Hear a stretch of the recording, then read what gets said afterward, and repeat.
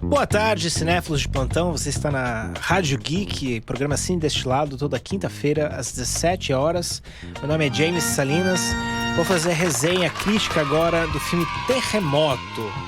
Terremoto, que é um filme norueguês, chama Skjelvet, eu não sei como se pronuncia isso. Skjelvet. Chama Terremoto aqui. É uma sequência, eu não sabia disso também. Eu assisti o filme sem saber que era uma sequência. Porque no material de divulgação, eu geralmente não leio. Que é pra entrar no filme sem saber nada sobre o filme. Só que nesse caso, teria ajudado, né? Porque como é sequência de um filme de desastre norueguês, que eu não tinha assistido, tinha algumas coisas que teriam acrescentado ao filme se eu soubesse. Porém, e isso é bom pro filme, você não precisa assistir o primeiro, né, que chama A Onda, de 2016, que é sobre uma tsunami na Noruega, ou um terremoto que provoca uma tsunami na Noruega. E você não precisa assistir esse filme pra gostar desse, tá? Pra pelo menos entender esse. Mas eu acho que até acrescenta, porque são os mesmos personagens e é uma continuação direta da história. Mas vamos lá, então filmes de catástrofe são, por natureza, fetiches meio nihilistas de Hollywood, né? O prazer de ver a destruição, de imaginar um mundo e um modo de vida completamente diferente, surgindo das cinzas, né? Dos cinzas do status quo, né?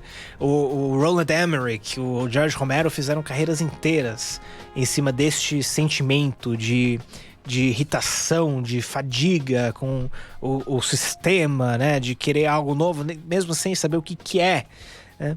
Então, eles fizeram filmes baseados nesse sentimento, mas de maneiras muito diferentes. Enquanto o Roland Emmerich sempre fazia superproduções hollywoodianas em que tudo é destruído e aí só mudava a cidade, ou mudava o método em que as coisas eram destruídas, o George Romero ia para a metáfora do zumbi, né? Então, para cada filme dele, a horda de zumbis significa algo diferente. É uma metáfora diferente para alguma coisa.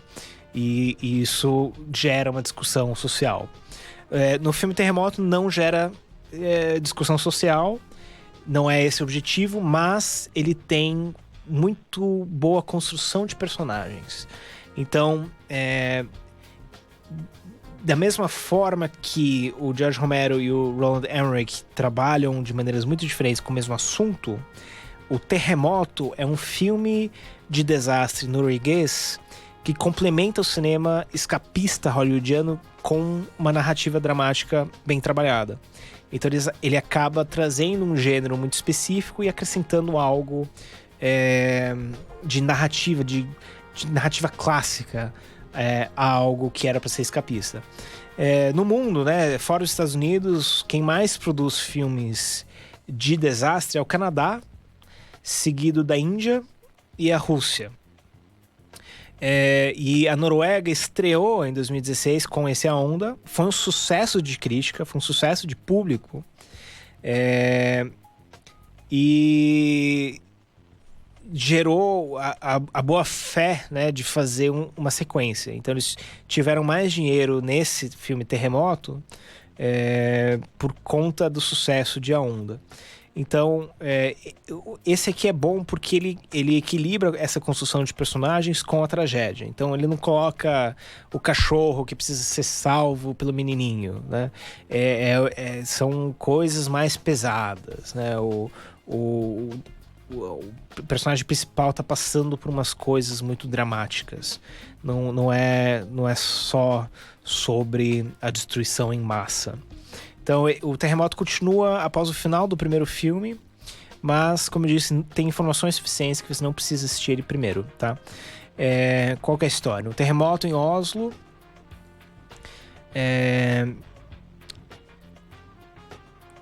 Bom, vamos lá. Para começar, terremoto em Oslo. Isso pode não parecer tão absurdo, né, pra gente que tá no Brasil, Terra Tupiniquins, né? Eu acho que o principal terremoto que a gente lembra que é o que teve na 25, né? Todo mundo lembra. Foi o nosso epicentro de terremotos, né? Pra quem não é da região de Oslo, né? Tá bom, tem terremotos lá, né? Mas pra quem mora lá, é uma premissa absurda. É que nem o vulcão em Los Angeles, do filme Volcano, com o Tommy Lee Jones, de 1997, né? O tipo de desastre que está lá aparece pela vontade de ter aquela catástrofe na capital da onde o cineasta mora, e não porque é realmente plausível, tá? Então você tem que não se atentar demais à ciência para se divertir com a premissa, né? Embora eles tentam dar um embasamento, Oslo tem muitos terremotos desde 1900 e um dia vai acontecer outro, né? Então tudo bem, né? Pode até ser, mas não convence se você conhece a região, né? Mas quanto mais desenvolvida a cidade, maior a fascinação em ver ela desmoronando e virando ruínas, né? Então Oslo cumpre bem esse papel de vítima de terremoto. A história conta o drama familiar de Christian Elkjord, que é o Christopher Jonner que faz, que está separado fisicamente e emocionalmente de sua família 2 anos após o desastre do primeiro filme.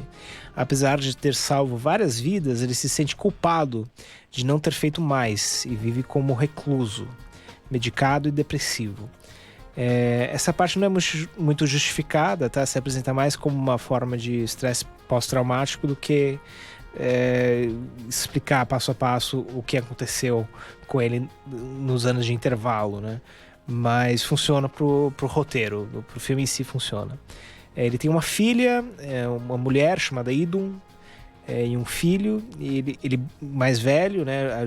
A filha Júlia é menor, ela é uma criança, e todos eles buscam se aproximar, só que também estão respeitando o espaço e o tempo de cura do pai.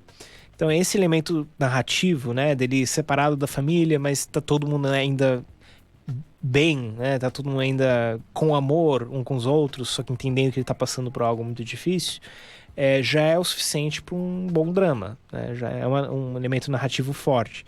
E o roteiro sabe disso, né, o roteiro é do John Kari Rake e do Harald Rosenloh Egg. No primeiro e segundo ato, o iminente terremoto funciona como um fantasma de casa mal assombrada. Você sabe que tem alguma coisa atrás da parede, né? Às vezes a câmera treme um pouquinho, às vezes tem um barulho de uma pedra caindo, né? Parece um vulto, pequenos tremores, um sinal não confirmado de um problema maior. Mas não é o foco do filme. O foco do filme são os personagens.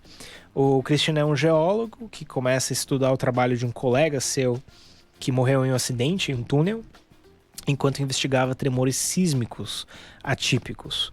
Com a ajuda de Marit, que é a filha do falecido, ele começa a desvendar uma série de erros de leitura que podem ter mascarado a possibilidade de um terremoto enorme que poderá devastar a cidade. Então ele olha lá, ele vai no centro de controle de terremotos da Noruega, eles têm um telão em que eles ficam olhando todos os abalos sísmicos que aconteceram. Aí tem vários que estão com uma cor diferente. Ele perguntou: o que é isso aí? Né? Por que tá com uma cor diferente? Eles falam: não, aqui tá tendo uma construção aí. Então eles usam dinamite, eles fazem explosões. Aí aparece pra gente como um tremor, mas na verdade a gente sabe que não é, porque tá tendo uma construção.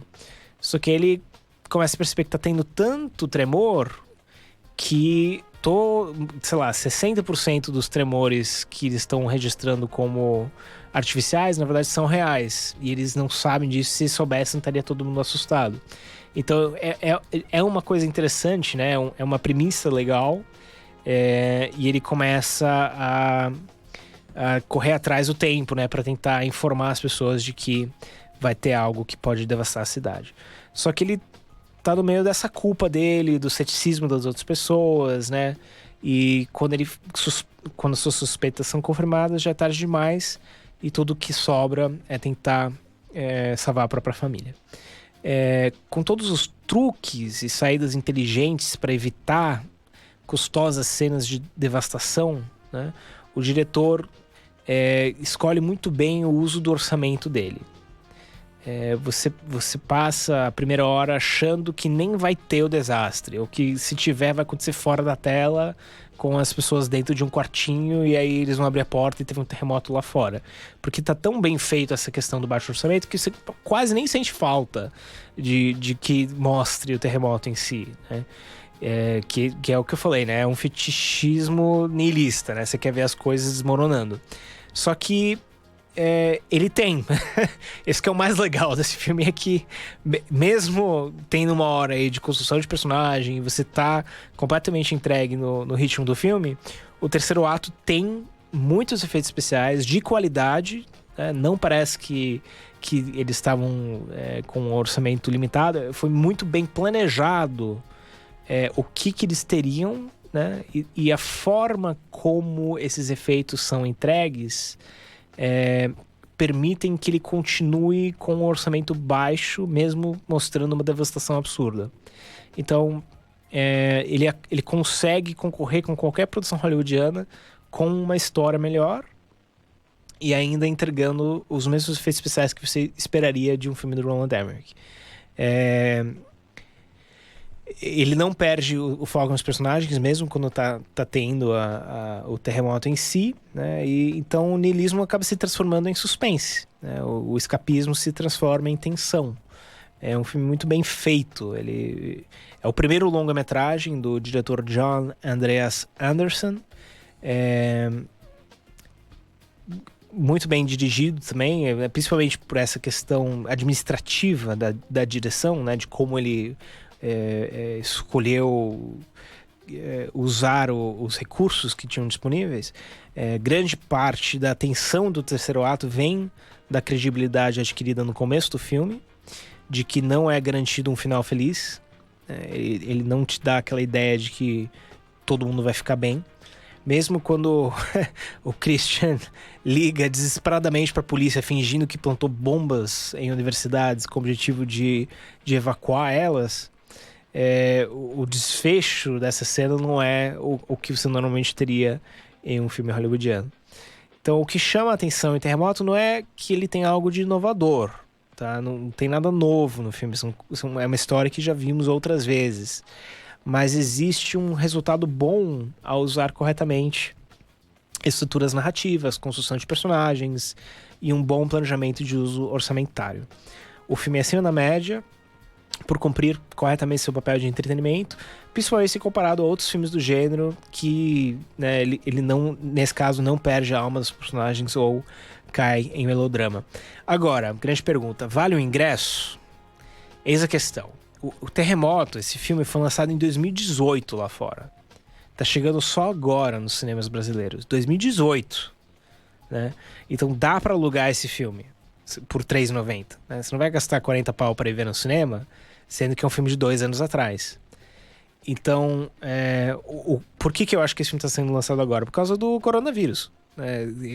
Em uma época de Covid-19 que não tem nenhum filme de pandemia, nenhum filme de terremoto, nenhum filme de desastre no cinema, se ele tava na filinha lá para ser lançado, agora é a hora boa de lançar, né? Então, ele tá sem concorrência nesse gênero, sendo lançado hoje. As atuações são boas, os efeitos satisfazem os sedentes por destruição e a narrativa se segura pelo drama familiar bem construído.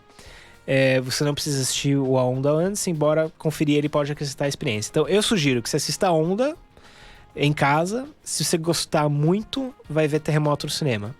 Se você achou legal e quer ver outro, então assiste esse aqui também, aluga em casa. Não tem necessidade de você ir no cinema também, tá bom?